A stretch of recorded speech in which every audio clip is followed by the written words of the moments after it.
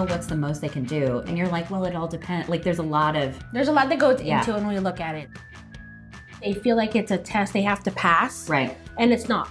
I mean, this is not something that you learn in school. They don't teach you how to buy a home. Right. I always tell people this, if I was not in the industry I'm in, I'd have no clue. I had an older couple who hadn't owned the home in quite some time, and I got a text from her the day of closing. She's like, oh my God, I'm so glad we have a home again. I have to figure out a way in the corporate world to still feel like I'm serving someone. So hopefully this helps take out some of the anxiety. Yeah. A lot of people have when they purchase a home because they just don't know what's happening. Right. And hopefully help them feel like they're making a good decision. We're Erica Radis and Marie Lifschultz, a San Antonio area realtor and lender, but most importantly, we're working moms. The goal of this podcast is to provide support and a sense of community to San Antonio area working moms like us. So join us in trying to find a balance between career, family, and everything in between. Welcome to the 4th episode of the Working Moms of San Antonio podcast. For this week, we're talking about what a typical initial lender appointment looks like since we're both in the real estate industry. Yeah. So, I mean, I want to know, because when buyers come, I typically say, you got to meet with a lender first because we've got to know what you can spend. And so I want to know what that appointment looks like once I send them over to you. Got it. So each lender is going to be a little different. So I like to feel, I am part of a large bank. Right. But I like it to feel like a hometown, small town bank. So it's really, right now, a lot of it's virtual. So ideally, I would love people to come in and meet with me in person. Yeah. So they get to know me. But that doesn't happen very often. So typically, if someone's referred to me or they reach out, I like to set up an initial call. Okay. So whether it's a Zoom call, if they're comfortable with that, or just a phone call. And a lot of times my goal is to get an idea of what their purchase goals are. Meaning, yes, I want them to buy a home, but I also want it to be within their budget, right? So a lot of times when a lender's looking at whether you qualify or not, there's a lot of things that come into your expenses that we don't see. Like, I don't know your savings goals, your retirement goals. We don't take that into account when we're figuring out what kind of payment you can afford.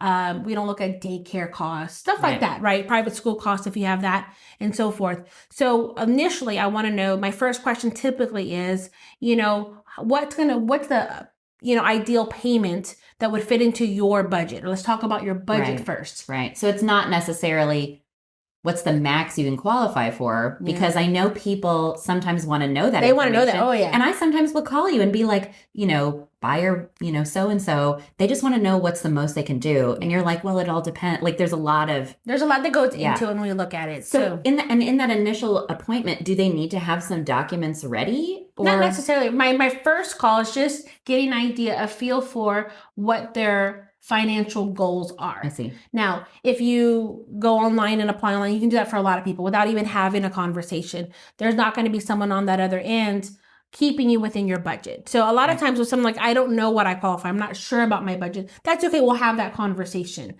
So I asked them a lot of questions relating to expenses and what they're, is this going to be your forever home? Yeah. Is this what type of home? How is this home going to work for you? Yeah. At the end of the day, I do feel buying a home is a first step in building wealth. Sure. It's the biggest asset you'll have eventually. So, and it's a big decision. It's a lot of money. The homes aren't cheap anymore. So, having that conversation, at least so at that time, we set you up to have the best possible experience. Right. So after that initial call, a lot of times, depending on the situation, but most of the time I will send some kind of electronic link, either via email, text, or I direct them to a website where they can take their time and apply online. Typically, an application is going to take you 10, 15 minutes to fill out. And the basic information that you're going to be giving to a lender is going to be where you've lived for the past 2 years, where you've worked for the past 2 years, what you feel your monthly income is going to be, how much money you have savings and retirement assets, that kind of thing. And if you own any other property, and you'll answer a few questions about your intentions for the home that you're applying for. right? Okay. How you're going to use that house. So whether you're using the house as a primary residence, meaning you're going to live in that home versus, oh, this is a vacation home. This is my second home. Right. Or maybe it's an investment property that you're looking to have renters or Airbnb or something like that. So those type of questions will be asked via the application. And those type of like the use of the home, I know that we've talked about how that makes your interest rate vary. Yep. And that interest rate makes your payment vary. Yes. So you have to know that kind of stuff. And so it's super, super important for the buyers to be very upfront with the lender. Yeah. About, and tell them kind of what's really going on. So, and we've also had this conversation where on the real estate side, we don't always get all of the information. So people are not comfortable talking with real estate agents about like their financial situation sometimes. I think they're uncomfortable in general. I think if they feel like it's a test they have to pass. Right. And it's not. I mean, this is not something that you learn in school. They don't teach you how to buy a home. Right. If I wasn't in, I always tell people this, if I was not in the industry I'm in, I'd have no clue. Yeah. And the rules change, which is, it's not fun. The how we look at loans changes often just because, have you ever heard the term of weighing risk of something? That changes over time because time change, right? Right. Right now, we're in January of 2023. Rates are volatile. Rates have, last year, rates went up quite a bit. Interest rates, that is. And we knew that rates would have to eventually come up. We didn't know it was going to come up that fast. Right. And it just changes. And rates are driven by the market, which is government, what's going on in the world. And there's a lot of things you just can't predict. Right. So I don't have a crystal ball to tell me. Sure. But the way banks say, hey, are you a good risk for me to take? Right. They have to be able to measure the ability of you to be able to repay that loan. Right. And so obviously credit score falls into that category. It's not if I had all the power, it wouldn't be the way I would like to rate a person. Sure. Credit score, high or low, is basically the measurement of how likely you're going to be able to repay. Right. But it's derived on how much debt you have or how much credit you have available to you. Right. Well, if you're a person who has no debt, it's very possible you might not have a lot of credit. Right. You might not have a credit score. Yes. I've had clients like that where they've paid cash for everything their whole lives. And so they've had no credit. Correct.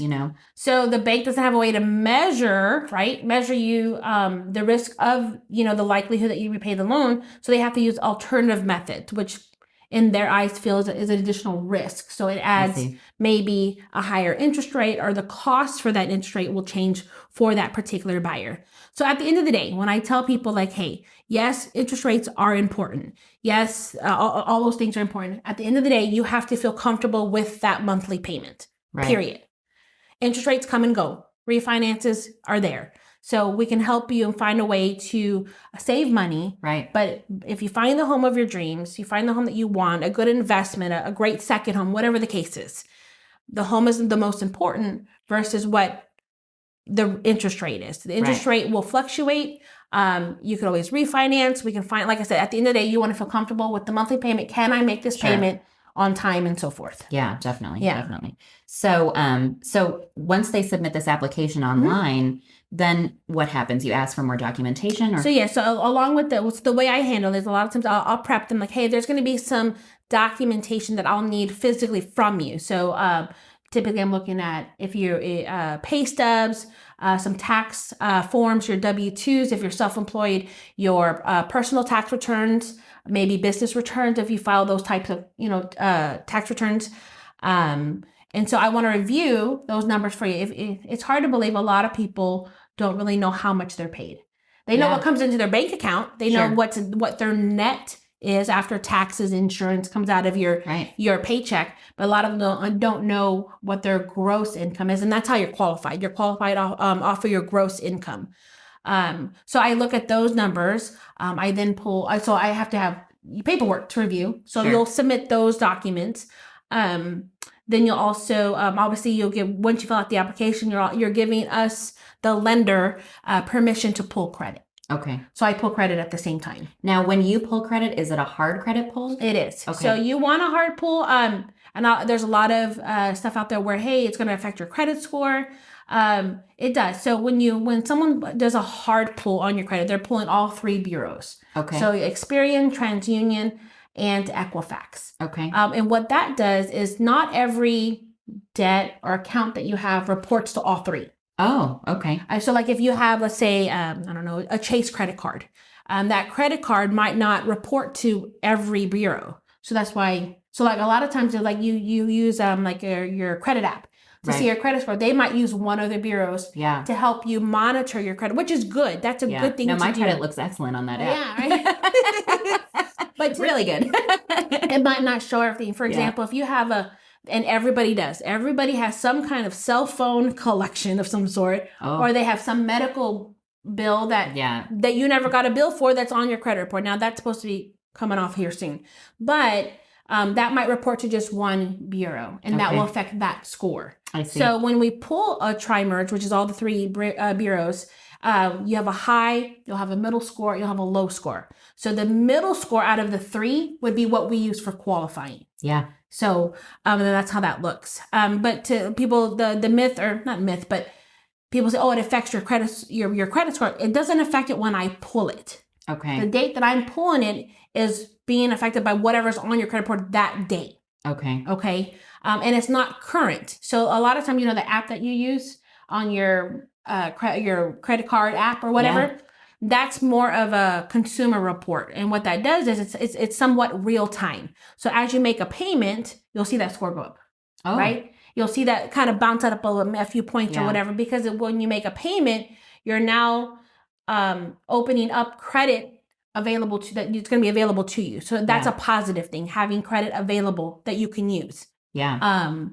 But when I pull credit, it's a snapshot in time. So it might not show the most recent payment that you made. It might be a month behind, right? Because it doesn't catch up that fast. Yeah. Yeah. And honestly, I feel like we could probably do a whole other episode. Oh, yes, on credit. About what credit is and what determines if it's good or bad, and, risk factors and different things like that. So that might be an episode for a different time if people care about credit. I mean, there's so much to know that I don't There's even a lot. know. There's a lot to know about that.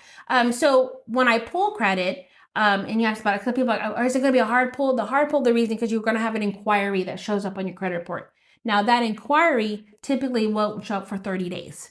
So if you were to pull your credit today, and then let's say in March, pull your credit again, that inquiry is now there. So typically, on average, depending on what's being reported, it's about a 2 to 3 point, I guess, hit. Oh, I see. To say. So it's not huge, but again, it's also in combination with other things being reported at that time. Right. And I guess if you were sort of on the borderline of qualifying, somebody might have a concern about if that was going to happen. A couple of points maybe makes a difference sometimes. But in order for a lender to truly see, hey, do you qualify?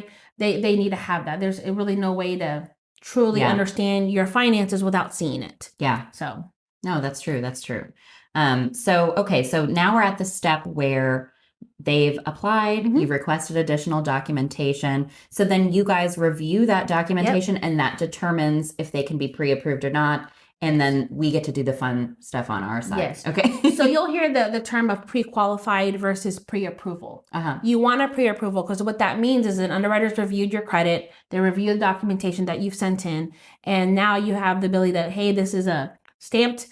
We have actual numbers to review. Pre-qualified is great, but it's not stating that we have actually seen the documentation required to know that if you really qualify. So I'm going based off credit score and the information that you've inputted, which sometimes can be right and sometimes might not. A lot of people tend to put a lot less income than what they actually make on paper. Because they think it won't qualify? They typically net. Like they're looking at what comes into their bank account. What you mean. So you might qualify for a little bit more by me seeing your documentation. And I might find different ways of qualifying. It's very confusing. But there's a lot of information that we look at, and it's not just, and it takes a little time to get it all done. But for the most part, you want a pre-approval. If you just kind of want to see, truly know, hey, I'm going to be looking for a house in the next 2 months. I really want to know what I qualify for. Right. So it makes your offer, when you do put in an offer, a lot stronger. Yeah, absolutely. I mean, you need that letter just to show that you're the real deal. I mean, people are letting you into their homes. They want to know.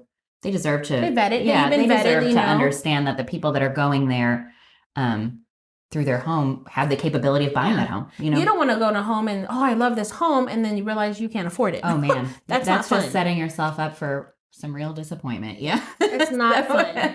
So again, and my goal obviously is to get you pre-approved for what you want to be, but also at the end of the day, I'm also there to help you make financial decisions. Right. So help guide you. Yeah. I'm not here, I'll give you lots of options. Hopefully, my goal would be to give you lots of options. So most people do qualify for multiple types of loans. Right. So if I can give you some options, like, hey, depending on which home you pick, you might have 2 or 3 options. Right. And at the time that you put an offer, we'll figure out which one works best for your budget. Right. No, for sure. Well, you've been doing this a long time. Long time. Yeah. Long time. So what is we have asked this of guests now, what is your favorite thing about your job? My favorite part, I'm a math nerd. I love doing the math part of it. That makes one of us. Because I love numbers.